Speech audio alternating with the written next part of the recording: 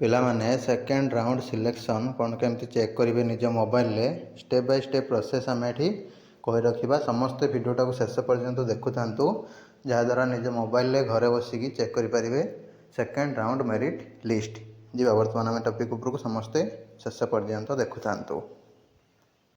नमस्कार दोस्तों, इस वीडियो को लाइक करें, हमारे चैनल को सब्सक्राइब करें, इस घंटी के आइकन को दबाएं, ऑल सेलेक्ट करें हमारी सभी वीडियो सबसे पहले देखने के लिए। देखो जो मैंने MA MSc MBA MSc computer science ये गुड़ाक सब डायरेक्ट एडमिशन करने को चाहते इंस्टीट्यूट विजिट करके एडमिशन करेंगे। जी भी जापना भावुँ मो पर जी टी 7 ରୁ 15 दिन भितर जीवी कितु ए एडमिशन करने को चाहते ऑनलाइन भी एडमिशन करेंगे। सार को कंटाक्ट करेंगे, बुझे सब जिन बुझी सारापर सब डॉक्यूमेंट सेंड करेंगे। कोर्स फी तुम आर्ट्स रही 15,000 पर सेमेस्टर, साइंस 25,000 पर सेमेस्टर रही।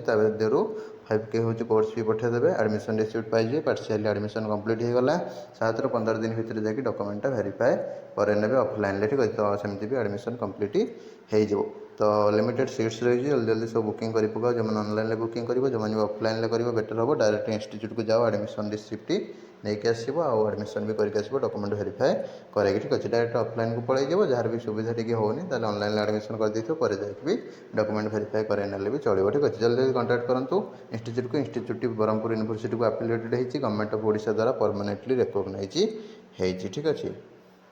पिला माने गूगल बा क्रोम ब्राउजर को जिबे एमती सर्च करेंगे साम्स पीजी। फास्ट जो वेबसाइटा आसो ताऊपर क्लिक करने, क्लिक कला परे ये टाइप रो पेज खोली जीवो जोटी कि देखिपे नो योर सिलेक्शन स्टेटस ठीक अच्छे। एमती बहुत सारा ऑप्शन देखो आप नो योर सिलेक्शन स्टेटस ताऊपर क्लिक करने। क्लिक कलापर आपंकर ये टाइप आसीज निजर बारकोड नंबर 26 CP ये टाइप जोड़ा थी कमन एप्लिकेशन फॉर्म रे देखिए बारकोड गोटे थी साइड हूँ कौन तुम राइट साइड टॉप रे ठीक अच्छे। ये टाइप कौन को पाखापाखि थी ठीक अच्छे। तले गोटे नंबर लिखाई थो से नंबरटा को एंट्री करेंगे। निजर रेजिस्टर्ड मोबाइल नंबर तुम जहाँ भी हो सेटा को तुम ये एंट्री कर ठीक अच्छे। तो एंट्री कर कैप्चाटा जो रही जहाँ देखुच से लिखो, लिखिकी शो बटन उपर click करनब।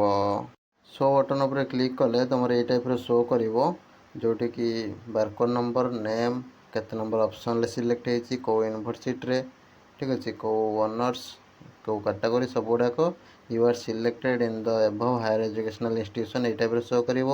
Click here to login ठीक अच्छे। तो लॉगिन करेंगे, लॉगिन करके आपंकर सेकेंड राउंडटा जेहेतु फाइनल राउंड तो सेठी आपंकर इंटीमेशन डाउनलोड करेंगे। डाउनलोड करके इंस्टीट्यूट को विजिट करेंगे, विजिट करके एडमिशन प्रोसेस को कंप्लीट करेंगे ठीक अच्छे। आउ ता व्यतीत तुम आउ कौन ऑप्शन हाथ में ना तो जहाँ भी एडमिशन तुमको करने को पड़ो जो मन सब सिलेक्शन हो जाइए। जो मन सिलेक्शन होना निश्चित भाव में आपण मैंने चाहिए वेटिंग रे पार्टिसिपेट करेंगे कि डायरेक्ट एडमिशन करेंगे। डायरेक्ट एडमिशन आपण मैंने कांटेक्ट करेंगे सम्राट डिग्री कॉलेज ब्रह्मपुर जार पोस्टर गुड़ाक तुमने आम कम्युनिटी पोस्ट बाय वीडियो भी तुमको देखी कांटेक्ट करके एडमिशन करेंगे। लिमिटेड सीट्स रोचे। तो यहाँ डिटेल्स वीडियो भल लगे लाइक करेंगे, शेयर करेंगे। रही नमस्कार, जय जगन्नाथ।